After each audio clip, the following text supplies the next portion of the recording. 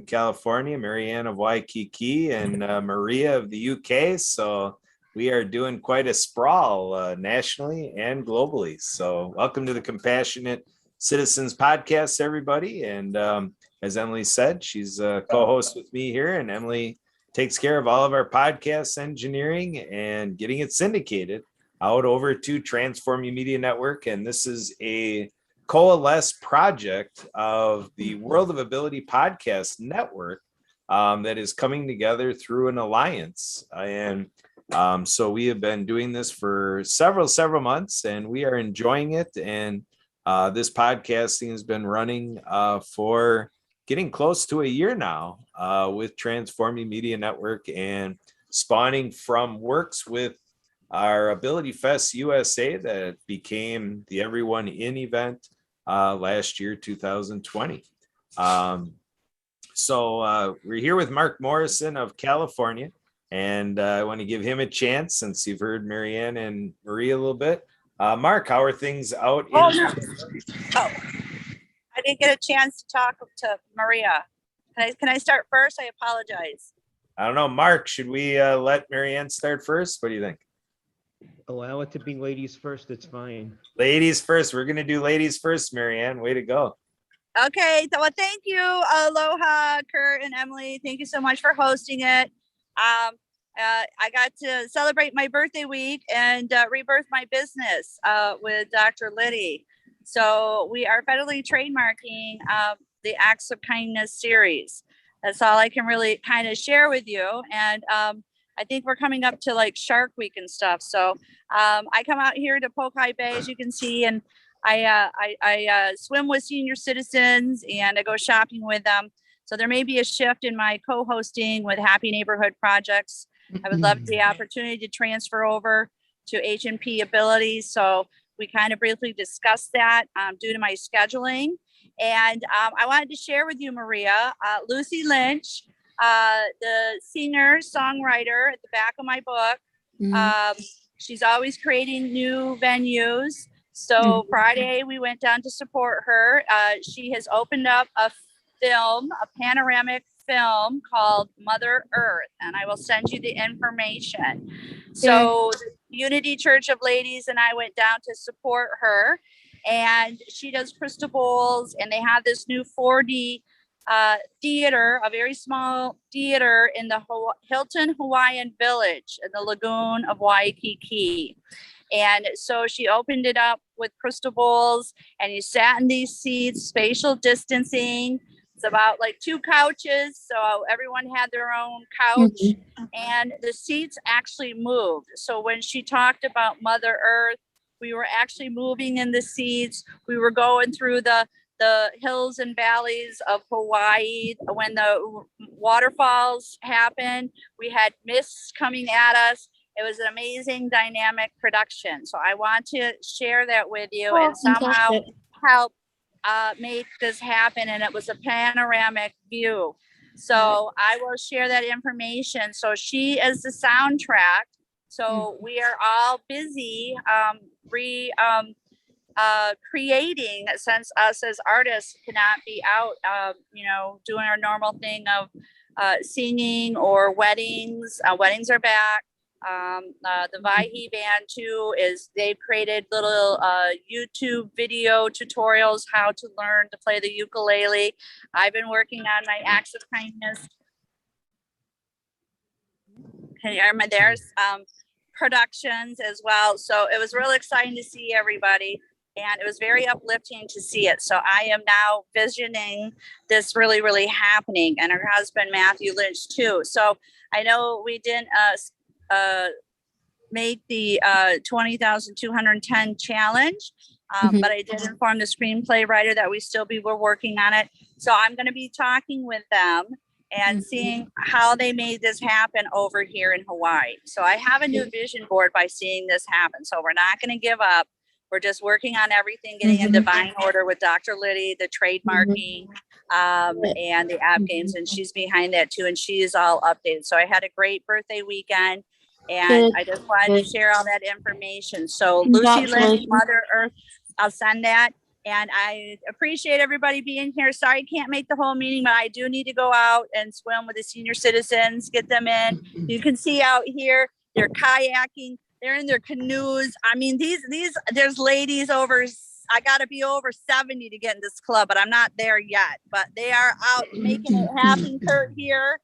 And some other good news was that I did get a book to the YNI school. I exercised with one of the guys, so I wanted to get in their hands if anything does happen, especially with social spatial distancing with our schools and this COVID.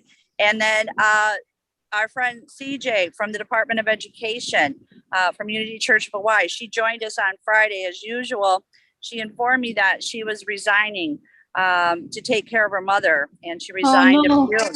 And but she wants to introduce me to the director down at the deaf school in Waikiki. So I know that we will be able to have some talks. We're going to be surfing, all of us 4 girls, CJ, myself, Lucy, and June Dillinger, a speaker, Toastmaster. And we're going to find out how we can get that funding. So we're going to be having those discussions, and I'll be going down to see the production again. Lucy's doing it every Friday morning at 9:30. It's limited seating for like 16 people, but I'm going to talk to her husband to find out how they made this happen, where they got this. And I explained that I was working with Fiverr, and Lucy, it's like, yeah, we love Fiverr and all that stuff. So we're going to brainstorm on how to make these productions happen. So I just wanted to give you an update, Maria. So thank you so much again, everybody. And aloha, be careful. It's Shark Week probably out there. Look at all these. Look at all this. Beach. I'm on a beach in Hawaii. So great. Yeah, I'm jealous. I'm in Glasgow and it's freezing. Yes. So aloha. Mahalo, Marianne. Aloha. All right, Maria, you want to follow that one? I'm going to let Mark. I'm going to let Mark go first. I'm passing it back to Mark. All right, Mark. What's going on for you this week, Marc Morrison? Actually, a lot of networking, a lot of meetings. Still trying to organize the business to the point where I can say it is time to take off. It is time to launch. And I can see things getting there, and that's really encouraging. So it takes a little more organization. It takes priorities. It takes rescheduling. And I know, excuse me, I know how indefinite that sounds. Okay, but this is a step. You guys have a great tangible item in your corner. Okay, and you have the ADA in your corner. And you have 31 years of something that counselors like me at colleges and universities, fought to make tangible. It's not that I need a pat on the back. I'm just saying it was once upon a time. You weren't there, Kurt, 31 years ago, and neither was Maria. And neither was your wife, and certainly not Emily.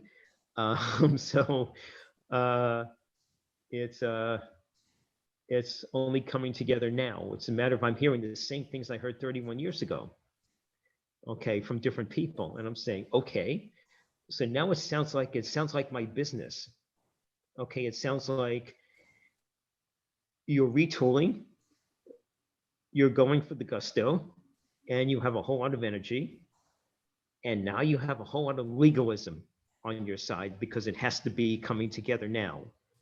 Because the country is not going to let the ADA go. It's not going to let this go. And here, everything is doing like the Constitution, equal. And I would love to see everything equal. But I'm saying that's going to take a conversation. It's going to take action. And that's what the visionaries had 31 years ago with the ADA. So I see my business exactly where you guys are now, putting pieces together, getting it organized through the entire country, because that's HNP, and also Maria in Scotland. Okay, the rest of us are here, and I'm hearing conversations, Kurt, through HNP training and everything else. I'm saying, I'm biting my lip, Kurt, and I'm saying, shut up, say nothing. Understand that, Maria, don't get mad at me when I say this. It is never going to be equal. It will be better each step you take. I know it's never going to be equal. I know it will never be equal. That's how humans are. It will never be equal. However, you should work to accomplish step by step what needs to be done. And I've been doing this since before I have gray hair. Well, I've got gray hair now, but I diet. So what I'm saying is, I can never see equal because it's going to be separate. Mm-hmm. And separate and equal do not match. It will be better each day that people take another step in this country towards the right direction. Equal? I don't work for equality. I work for step by step and accomplishment. I think that's what Kurt works for also. And he is well aware of that. So I'm not going to put my words in his mouth or anything else. But I've come to respect Kurt. He's a smart man, and he will say everything correctly when it's necessary. And what I did today was that I took enough of my time away from HNP Wisconsin to talk about ability and the podcast and things, because everybody heard what I've had to say so far. So it's never going to be equal, but it has to be said. So if it's said and it is done, that, Maria, is equal. Flash in my mind, that is equal. And all you do is take one step all the time forward. Oh, absolutely. Never backward, forward. Absolutely. Okay, thank you, Kurt. I'm done. I'm off the pulpit. I actually believe that for me, it's not about being equal. It's about having, in the UK, we have the rights. There's certain countries that don't even have anything at all. They don't have disability rights. They don't understand disability rights. There's second countries that in the UK, if you're like disabled, you were off a you're female, you were off a sterilization. You were forced not to have children. You were forced not. You were put into hospitals. You were not. People like children with Down syndrome have such a negative. They're given such this stigma, and they're the most beautiful, absolutely outstanding human beings you could ever meet. The joy that they give you, because I got into this is because I've got disabilities. It wasn't about abilities. It wasn't about that. When I was 16, I looked after children with disabilities. My mum brought my little brother, who was really, really young, right into the middle. And I was like, this is how you create your fellow human being, with compassion, kindness, love, respect, and understanding. That's it. You don't treat them to be any different. You just treat them like you would treat them. When I see someone, I don't see their color, whatever. I see who they are as an individual. I look at what they post on social media. I see what they do. I judge what they post, and I say, are they somebody that I want to connect with? Because your social media is your calling card right now. That puts you on the platform. There are so many.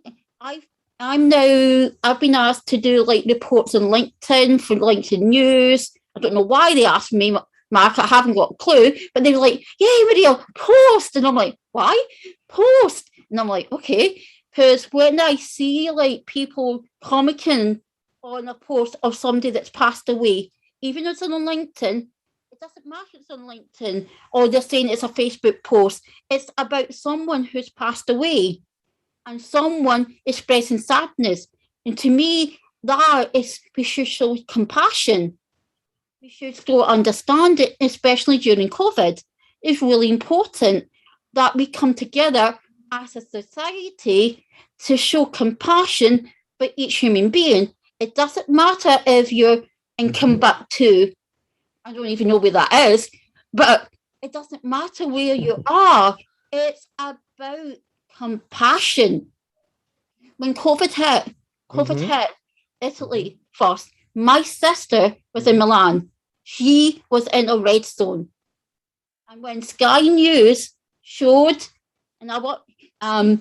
what was happening in Italy, the amount of abuse that Sky News got was shown that by putting that story out there and showing what was happening in Italy was unbelievable. The amount of hate that they got and the amount of disgusting comments. And I do not like people that troll. For me, they are bullies.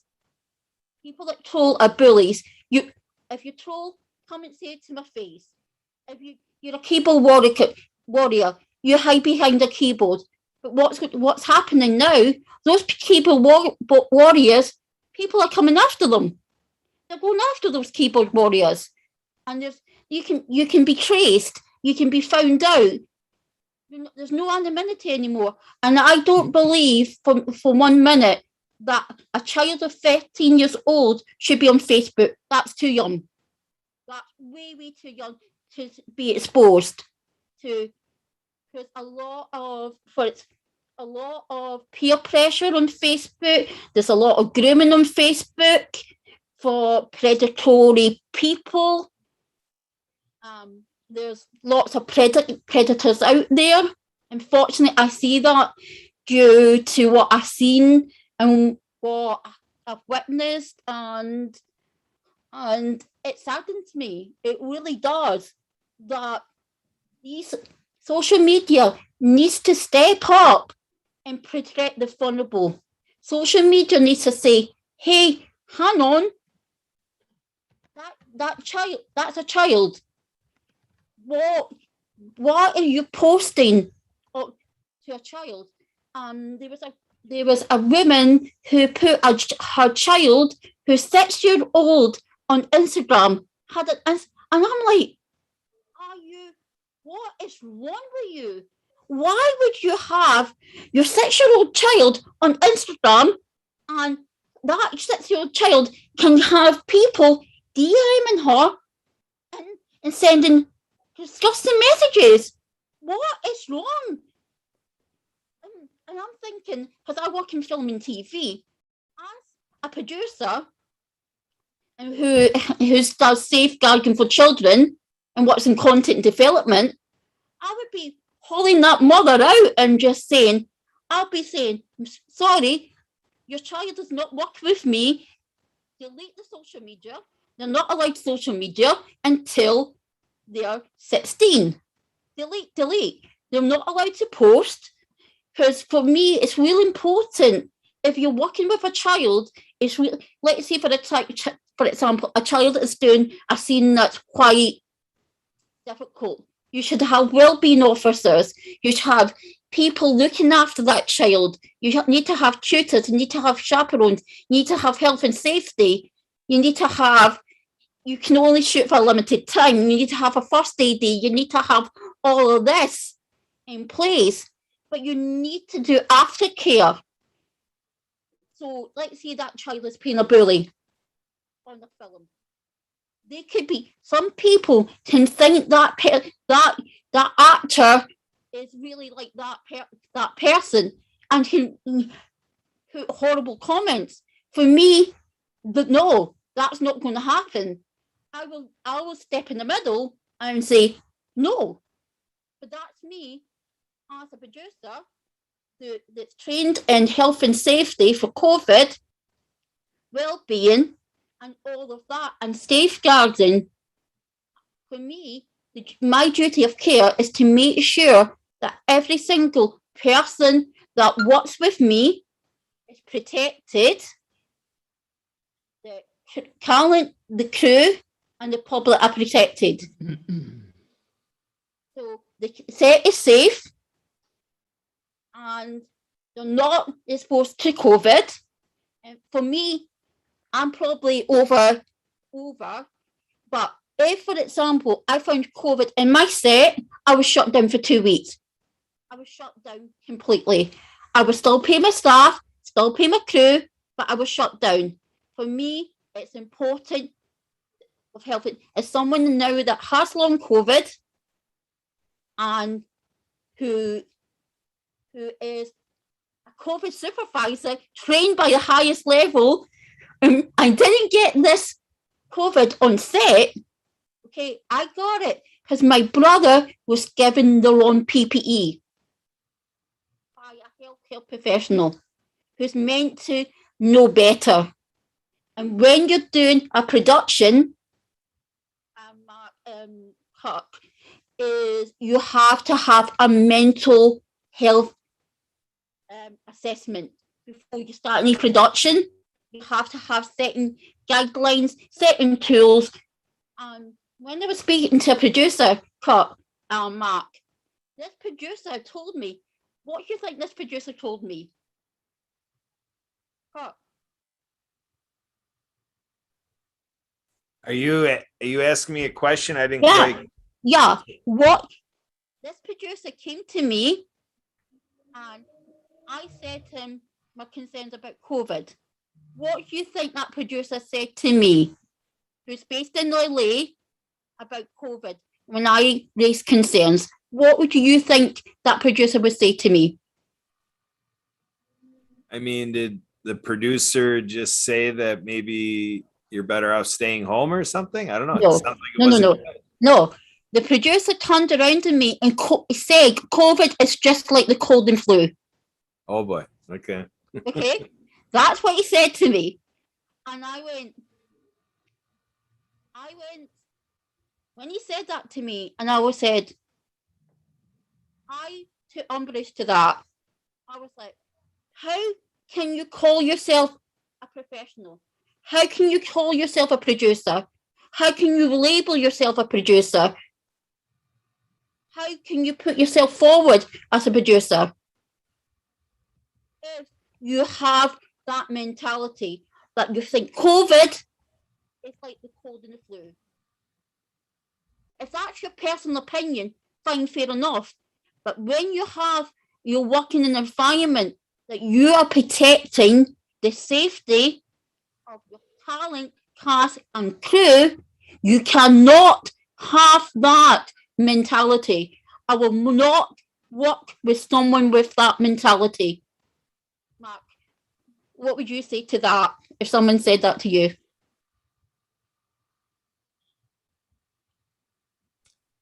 Yeah, I mean, they maybe have other objectives. They maybe want to get it done regardless of risk or things like this. So one thing I wanted to ask you, Maria, is you and I have been talking a lot about human trafficking. Yeah, absolutely.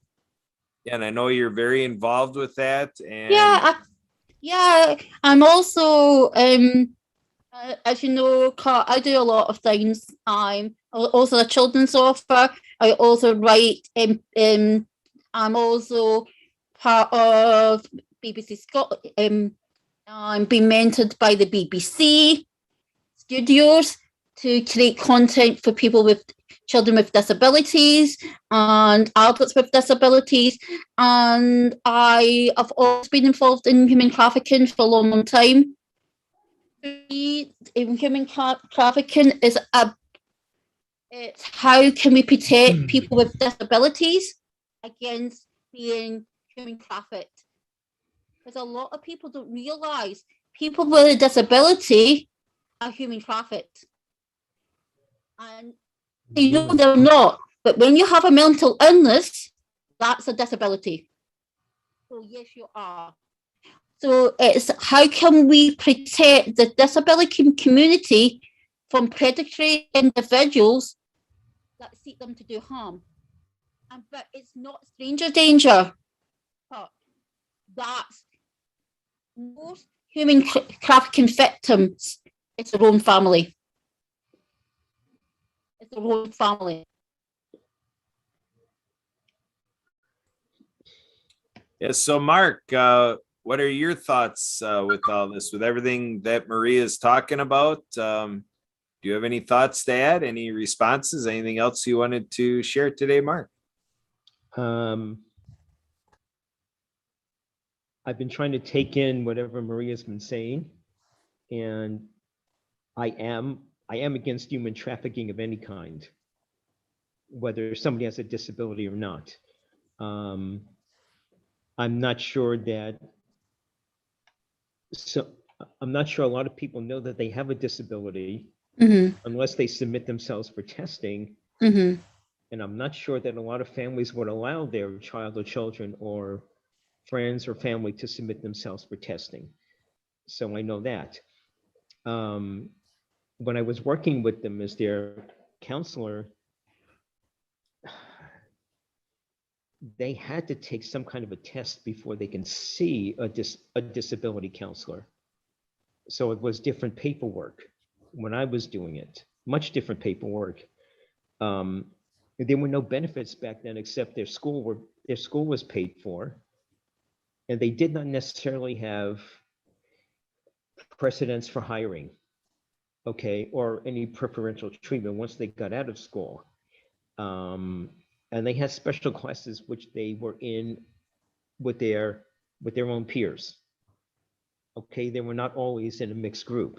It depended on their ability, okay, to be able to keep up. Okay, it was not always that smooth a job, and it was not always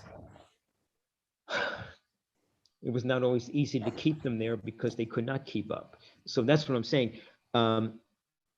Maria, I had an idea. I never had an idea that disabled people were being taken out of their homes and taken out of their lives for human trafficking. Yeah, unfortunately. If somebody is paying for a human being, or if they're just taking them because the families were too ashamed of them, or they were taken away to be sent for quality placement, okay, somewhere, then of course nobody would know about it. They were just taken out. They were taken away from their families because their families were ashamed of them. Or if the community took them away from their families and said, we have to take them away because it's shameful to keep them in normal, in normal life. I have no idea of the figures in the United States. I'm sure they're high, and I'm also sure that they're not as high as they are in the less advanced countries. It's very easy to take humans away in less advanced technological countries than it is here in the United Absolutely, States. you're right. You're Okay, absolutely right. right. And I know that if somebody has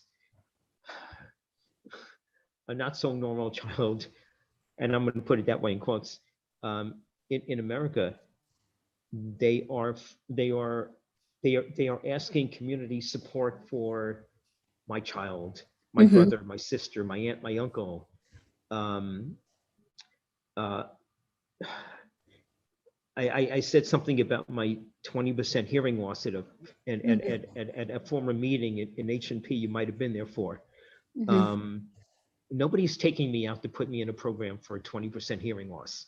Okay, because thinking wise, I can make up for it. Absolutely. All right, there excuse me, there are people that cannot make up for it. I mean, you may have heard me in the first disability meeting that I went to school and there was only one person with Down syndrome there, at least that we knew of, because he acted that way, and everybody teased him. Well, not everybody, but enough that it made a difference. Yeah. And they did not take him out of school. Okay. So the parents must have told him, you have to stay. Either because there was nothing for him 50 or so years ago or so. Absolutely. Or he was just the only one. And he had to go through the teasing and the merciless names that they called him. Oh, absolutely. Some of the words which I can't do on this streaming. Oh, no. So what I'm saying is you have a lot to say, and it is all correct. Okay, I'm saying it's all correct. This is good for some of what you have to say, and if it gets too much Mm-hmm. in one sitting, Mm-hmm. it will not be listened to. Mm-hmm. If you keep it to one or two issues that are mainly on your mind Mm-hmm. each week or each month, Uh-huh. then maybe it can go out and people will listen to it. And you never know, someone may come and join the ability HNP and say, Maria, I love what you said on the podcast just Oh, yesterday. absolutely. And that's all I'm saying. I'm not saying stop. I'm saying, like me, I have to organize my business. And now, Kurt and I have been going through this language and everything about my business. And he's so Mm-hmm. far more in his business than I am in mine that I really admire him. So what I'm saying is, if you present two issues every Mm-hmm. week, every 2 weeks, every month, Absolutely. everybody is going to listen instead of saying, oh my God, she's presenting us with 6 issues and how can we Oh, So absolutely. that's all Absolutely. I'm saying. And No, absolutely. Absolutely. No, it's all, because I'm also being trained as an investigator. So I'm going through my investigation stage so hopefully, eventually, I will be working with Interpol. Woohoo. okay, 2 issues a week or 2 issues a month, whatever Kurt can arrange with you. Yeah, absolutely. That's not my business. No, absolutely. No, and my CEO is like he's like Maria, and for me it's really important to understand what, as the head of welfare, it's really important to understand the journey that they go through. It's really important that I can give them the best support when we do rescue them. Yeah. And they are given the right help, the right support, the right content. And what I've been finding, yeah, Maria, this country had a slave issue. Absolutely. Where we ship people from whatever nations, whatever country, we brought them here, and even their own people sent them away for money, and so they would not get taken from their country. So I am totally 1,000% against human trafficking. That's what caused a whole lot of problems here. Absolutely. Which has taken more notice than the so-called disabled population. So what I'm saying is, 1 issue, 2 issues, enough. If Kurt has an agenda that he wants to do, why don't we let him do it, and then probably we can help each other. Oh, absolutely. Because like what people don't realize is the British Empire. Captain, you're on. People don't realize the British Empire was built on slavery. Yes. British Empire was built on slavery, and there's still slavery in Africa right now. They're actually enslaving each other. So that, and it's like there's slave labor. There's so many different aspects of human trafficking. People just think about the sexual one. No, human trafficking covers everything. So it's about understanding awareness of human trafficking, understanding it's in your back door. If you see something that you feel it's not right, report it to your local authority. Don't go up to them or yourself, especially if a female, it's not safe. Report what you see.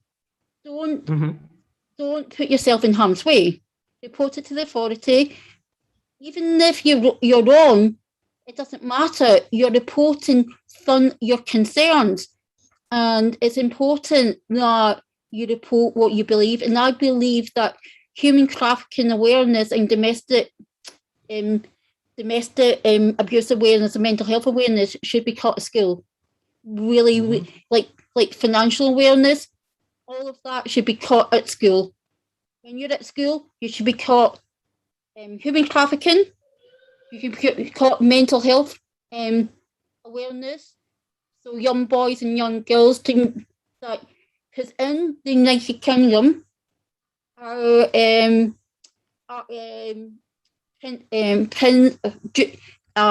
Prince William's wife, she's doing mental health with children from 1 to 5. She's getting them really, really young. So that is an initiative that's happening in the UK. So if you get them really, really young, and you have mental health awareness in the school, you have empowerment in school, you have financial awareness in school, human trafficking awareness in school, domestic abuse awareness school, disability awareness, all of that. If you have that awareness and cultural awareness, if you have that all, I bet you, I bet you money, or I bet you a penny, that you will have less problems. You will have more unity, more understanding, because you're getting them young. And you're building them young. And you're building their minds to think in a different way. That's my 2 cents. I'm now went up to 2 cents. And Kurt, what do you think about that? Well, I mean, I think our work here at the Compassionate Citizens podcast is to make this more at the forefront of culture and expectation and ethics, that, you know, in some sense, we maybe wear emotions on our sleeve and create a little peer pressure, that we are invoking more positive behaviors and, you know, developing more equity and equality, and kind of eliminating some of the social strata that our nations are built off of at the present time. And so it's a process that starts with the nature of helping another person be at the best version of themselves. Because I think as we continue to build off of that premise that others before us have provided, I think that's the ingredient. And that's why I like the Compassionate Citizens podcast and the Compassionate Citizens Project that was introduced to us by Norland Dimmitt, who we know from out of Chicagoland area. And so that's primarily a USA project, but basically our group here has grabbed it to say, okay, let's shine a light on what's going on with the USA Compassionate Citizens Project, and let's look at its merits and expound the conversation globally, internationally, worldwide. So that all fits well with the Happy Neighborhood Project. And Edwin Edeberry actually yesterday, in talking about happiness as a skill, he was speaking to the role of compassion in helping to make happiness sustainable, and it's part of the skill sets of happiness is compassion. So compassion, obviously, compassion for ourselves. Sometimes we beat up ourselves and so forth. And you bring up the notion of slavery. You know, to me, that some of that is developed in childhood. You know, when we talk about playground mentality, when kids play, you know, that's when they start to experiment in having power over their peer, another kid. So a kid bullying another kid, you know, that those are the beginnings of people feeling the capacity and playing with the idea of how much it's okay to take advantage of another person. Absolutely, but I also think it's what they find at home and what their influence found at home is, and how because I think, I don't know about you, I think they should have parenting classes. How to be a parent. How can you be a parent?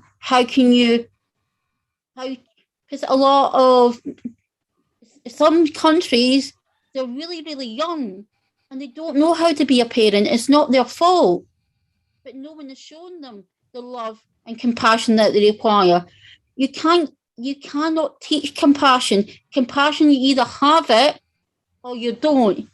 Some people can try and fake compassion, and you can tell them, you can see if when it's faked, and some people have it pouring out of them, and it pours out, and sometimes it pours out with me too much, I'll overflow.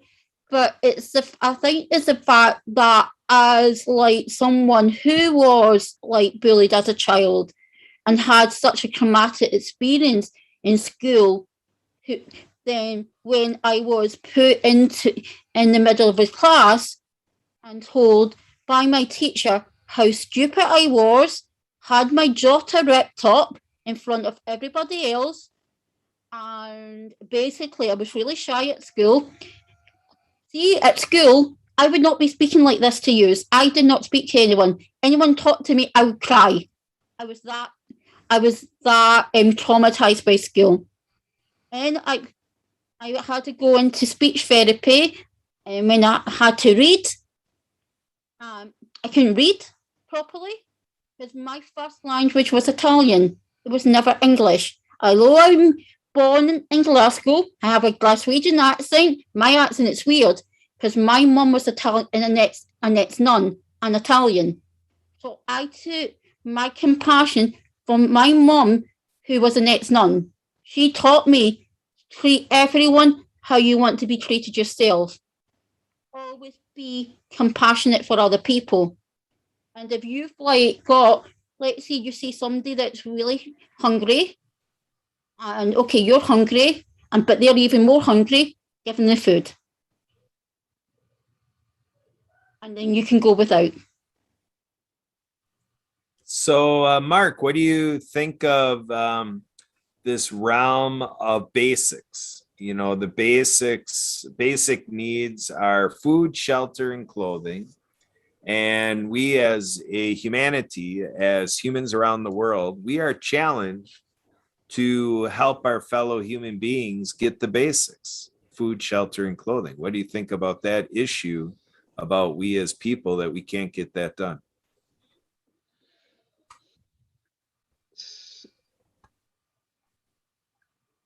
So are you asking me if we are responsible or required to help, or are we required or responsible to help in a way where ideally, in a perfect world, we should be able to help those who cannot help themselves and train them to feel as if they could, when they're able to be on their own. What are you exactly asking? Well, what I'm saying, Marc, is my proposal, my proposition, my assessment is that we as people have lived in fallacies that hold us up from guaranteeing everybody on the planet that their basic needs are fulfilled. And let's take a look at my experience in disability advocacy.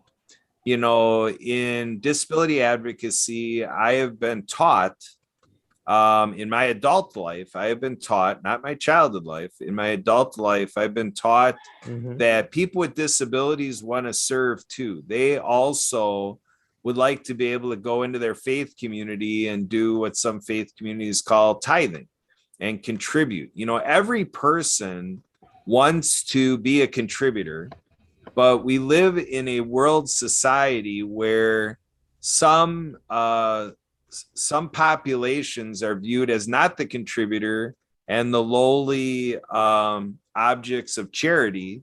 And that's a very degrading and stigmatizing premise to live off of, that I know because the world taught me that in my youth and in my childhood. These are forces that were brought to me, and they still exist all the way around, no matter what point in life we're at. And so what I look at when you bring up responsibility or requirement, you know, I look at peer pressure. I look at the idea of what would it be to say, hey, everybody's doing it. Everybody is reaching, you know, outreaching and inreaching to other human beings. And to not look at that it's a situation where somebody can't help themselves. I mean, sometimes they may be under the influences of substances, and there may be chemical, you know, aspects that are happening to the brain, which create those tendencies that we wouldn't expect certain things to happen because chemicals have altered the consciousness and so forth. But ultimately, I believe within the entire makeup of a person, every single person on earth has the capacity to be a contributing member of society in some way. So it becomes a functional assessment to say, how is this person vibrant, excellent, contributing member of society in who they are? What is their contribution to society? And let's celebrate them for that. And let's reward them by making sure that their basics are met. But we don't have this acumen that we live by. Absolutely. But we also, what we forgot is water. Water is important. Well, water is considered more important than the solid food. So, I mean, you can survive longer without food than you can water. So when I say food, shelter, and clothing, the water source. Oh, sorry. I thought when you said food. So let me do this. Kurt presented an ideal society. That's fine. That is okay. In my religion, we are required to take care of each other. We are required to take care of the homeless. We are required to take care of people that need food and water, let's say. We are required to help them to the best of our ability to be a functioning member of society and not to be in the street, not to be without services for the people who are categorized as emotionally or mentally disturbed. And I don't like that. I don't like those words. Oh, no, neither do I. That's what it is. And we are required to do that. The question then comes, how much do we give? How much do we take care of them before we let them go? Are we doing what we should do? And a lot of people say, well, I am doing enough. And people will say, well, okay, they're getting food every week. And technically it's for the Sabbath, which comes on our seventh day, which in English terms is Saturday. Okay, for the Jewish people. For anybody else, it's a Sunday. So whatever the day, that's what we have food for. We are taking care of our own, and a lot of us still are reaching out to others. Okay, I'm sorry with this phone, but it's like, all right. And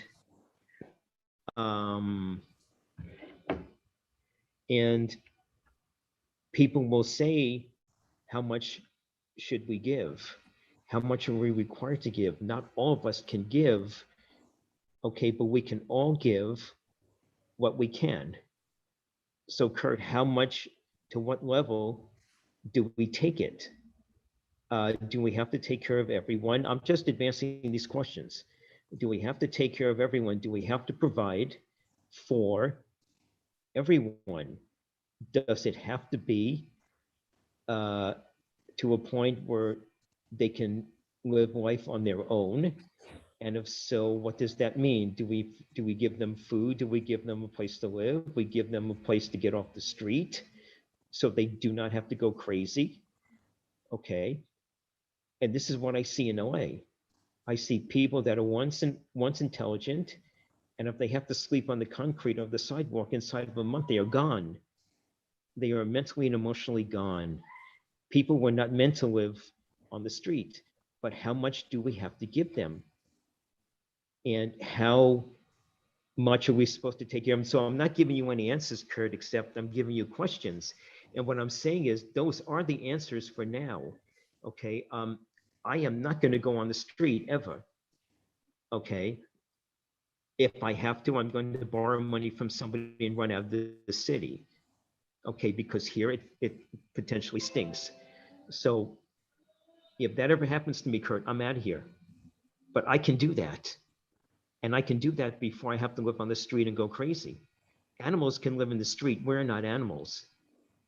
human beings cannot live in the street. Okay, and I do not need psychological help on the order that this young man did back in the day when we were both in elementary school. And his parents did not seem to do anything about that, but that was then. And this is way before the ADA. He had no ADA to take advantage of. Okay, so you're looking at someone who's come 3 generations through this kind of question. Okay, Maria's presenting all the concerns and problems that I was exposed to when I was a child, and I did not need the ADA. I was not that child. Okay, but that child needed help, and nobody was helping him. So how much are we responsible for these people? If it was me and this was an organized world, we should help them until each one of them is up to par to live on their own, to do what they can by themselves with help. It's not made that way in this society. It's not made that way in this society. I agree with you and Maria 110,000%. It's just not this society. That's why when I'm saying equal, I'm saying one step at a time. I don't know if that's your answer, but that's the only thing I can give you. What I love about what Anna Maria is doing is that she is has computers for people who are homeless, if I'm not mistaken, and they log on and they do, for example, a virtual job, and they make their own money. Yes. That is empowering. Maria, that is one step, and then the money can come in. Absolutely. And then the counselors come in. Absolutely. And then these people go to a place where they can feel loved and helped, and then you find them a place to live.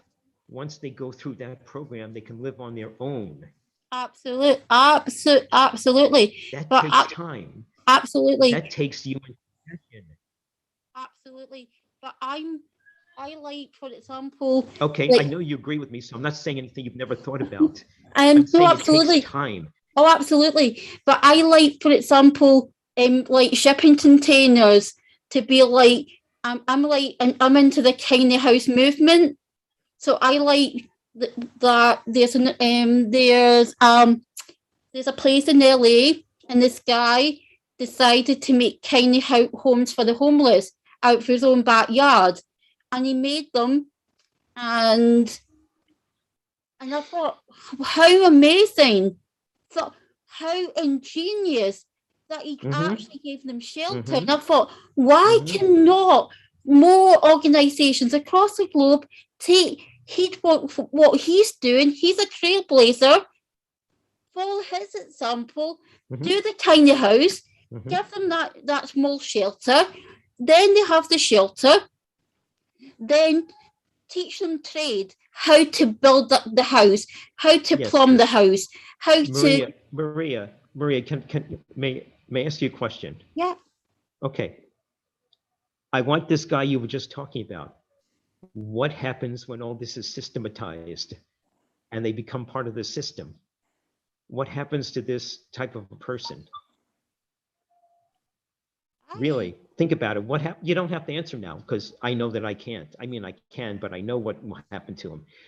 What happens when somebody like that, when somebody like Kurt becomes part of the system, and he's not by himself making decisions for what he can do? What happens when that kind of a human being becomes part of a system? Okay. And that's something I think that Kurt is starting to think about. What happens when that kind of a person becomes part of a system? And there's rules and there's regulations and there's laws in the country, even in the city, even in the county, even in the state. And the laws are different and the money is different. And someone like that has to be a J. Paul Getty, a Joe Smith who has billions of dollars. And what happens when they all become part of the system? That's where I want to leave it as far as my contribution.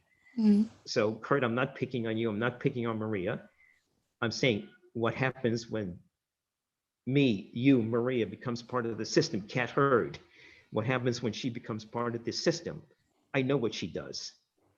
What happens when you become part of the system that is not yours, Kurt, totally yours to make all decisions? What if you're institutionalized? You know what I mean by that. What happens when you become part of that system? That's all I'm asking.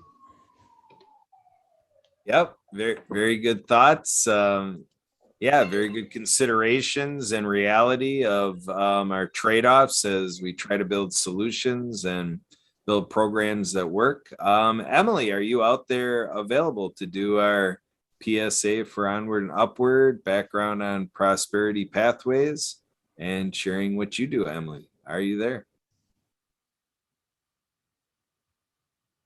All right. Yes, So, yes, I am here. all right. Thanks, Emily.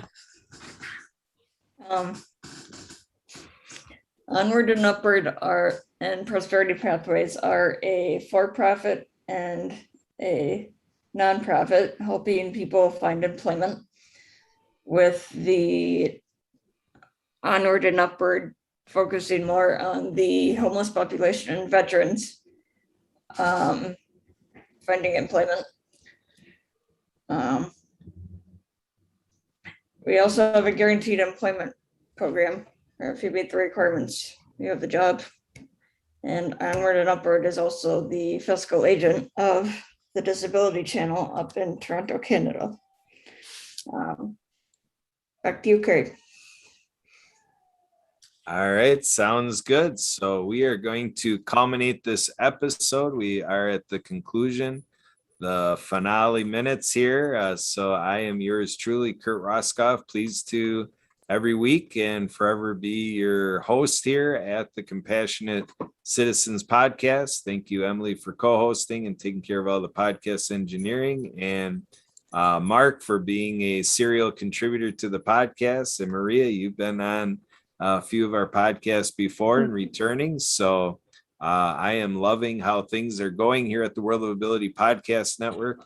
And again, we are bundled here as we produce our Compassionate Citizens podcast. Our bundle is with the Prosperity Pathways podcast that we are producing tomorrow, and that we restream these things throughout the week. So people are seeing it at different points of every week. That's part of our process. And then we have another bundle that we do Friday and Saturday. Fridays are our Friendly Fridays with Onward and Upward. And then Saturdays are the World of Ability podcast, the anchor podcast for the World of Ability Podcast Network. And check out the background to these shows at worldofability.com/shows. And a big thanks to everybody out there subscribing to our YouTube channel and subscribing to our Facebook page and group. And with the Compassionate Citizens podcast, we have a Compassionate Citizens group that is there for this, right off of the Compassionate Citizen Project page. And we do have social media for the World of Ability as well. And so our YouTube channel is the World of Ability Podcast Network. So feel free to give me a call or text me anytime at 262-372-1SKI. That's 262-372-1754. And feel free to shoot me an email anytime, Kurt, K-U-R-T, at thedisabilitychannel.us. That'll do it for today. Again, thanks, everybody. We hope to have you back every week, and maybe multiple times a week, again, doing 4 podcasts every week. All right, bye for everybody. That's a wrap. All right.